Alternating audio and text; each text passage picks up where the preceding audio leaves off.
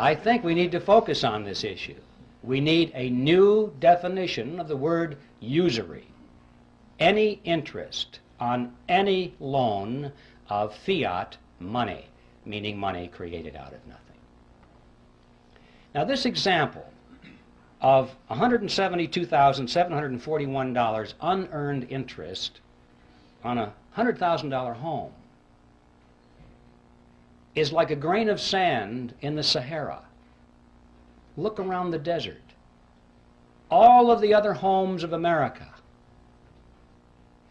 all the factories, all the machinery in the factories, all of the high-rise buildings, the hotels, all the airplanes, the automobiles, the farm equipment, the farm structures, everything that we have. We're looking at a similar relationship here.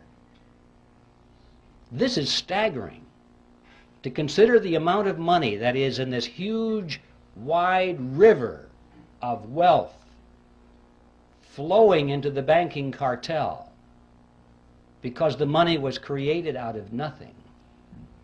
It's such a wide river of wealth, you can't even think across it in your mind. It's perpetually moving into the banking cartel. This is a dead short across the productive capacity of America. This is money that should be going to the people who produce and who create, instead of being siphoned off through a scam. Think of what our standard of living could be if it weren't for this dead short across our economy. Well, where is this money going? This river, where is it flowing?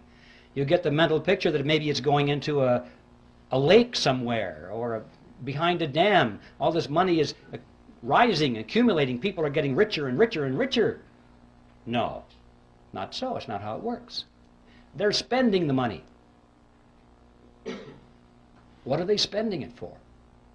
Well, they're not spending it for more yachts and more mansions. That's not it. I mean, they got rid of the mansions back on Jekyll Island. They got bored with those things. Once a person has all the money that they can possibly use for the material pleasures of life, what is left? Sure, power. Absolutely. They are spending this money for power, ladies and gentlemen, to acquire power over you and me and our children. They're literally buying up the world with it. But I don't mean they're buying up the real estate or the hardware. They're buying up control over people. Technically, in sociological terms, they're buying control over the power centers, which means those groups and institutions through which people live and work and follow leadership and accept information. People are always associated in groups, and they work in groups, they move in groups. And these groups have heads of them, leaders. And this money has been going for many years to acquire influence, if not control, over the leaders of these power centers in society. So they can therefore indirectly influence and control you and me. Specifically, that means they have been spending this river of wealth very freely to buy control over politicians, political parties, television networks, cable networks, newspapers, magazines, publishers, wire services, motion picture studios, universities, labor unions, church organizations, trade associations, labor unions, tax-exempt foundations, multinational corporations, Boy Scouts, Girl Scouts, you name it. Make your own list. I guarantee you, if you have a large, influential organization which influences people, you will find that this river of wealth has been flowing partly into an attempt to acquire control over the leadership of these institutions and organizations, especially those which are offered as opposition, especially those which supposedly are to stop this whole process from happening. Now, this has not only been going on in America, but this has been going on in every nation of the world, pretty much in the industrialized nations as it has gone on here. But I'd like to call your attention to what's been happening in the so-called third world, or the underdeveloped nations. this process is now complete. It's not going on. It's finished. They literally have bought those nations. Have you ever wondered what's going on there with the IMF, World Bank? Every once in a while on the back page of the newspaper you read that Congress once again authorized another $100 billion or so to go to the World Bank.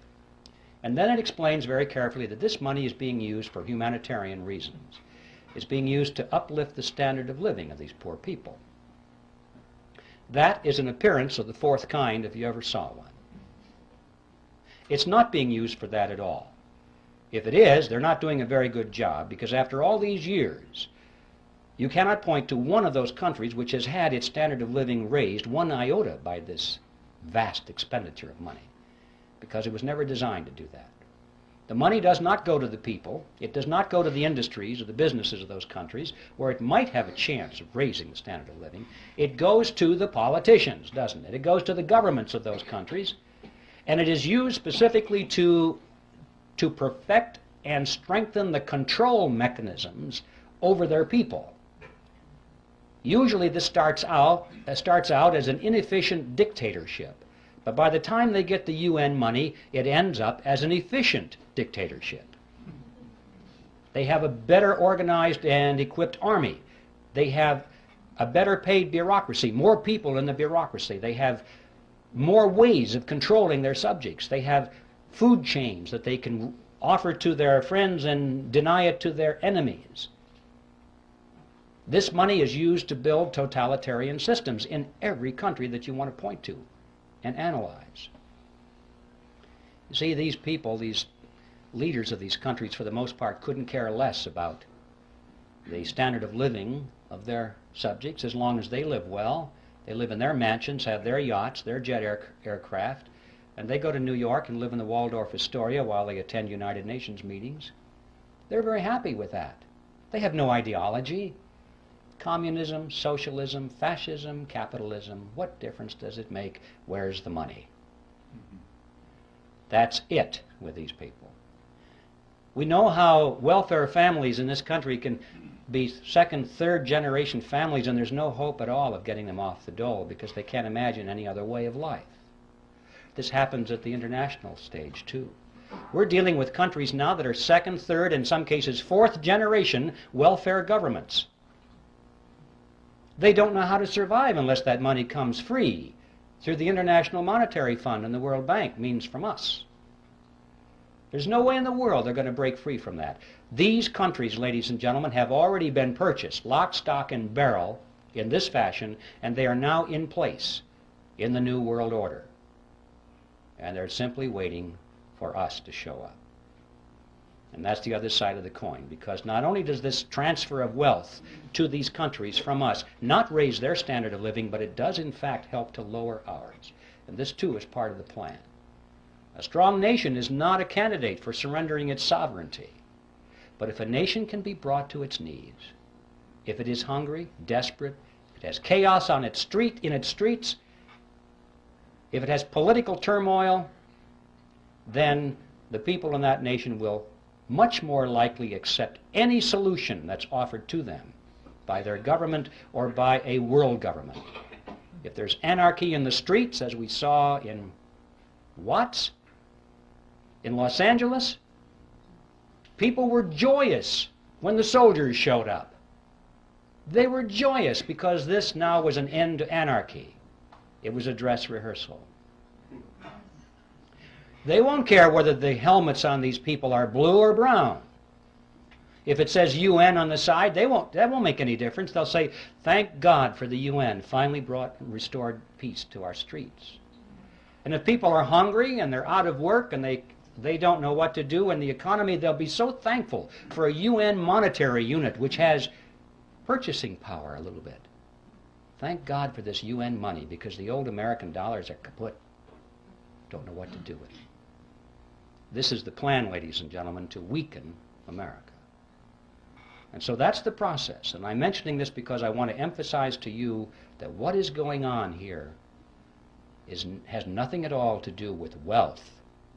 The name of the game now is power.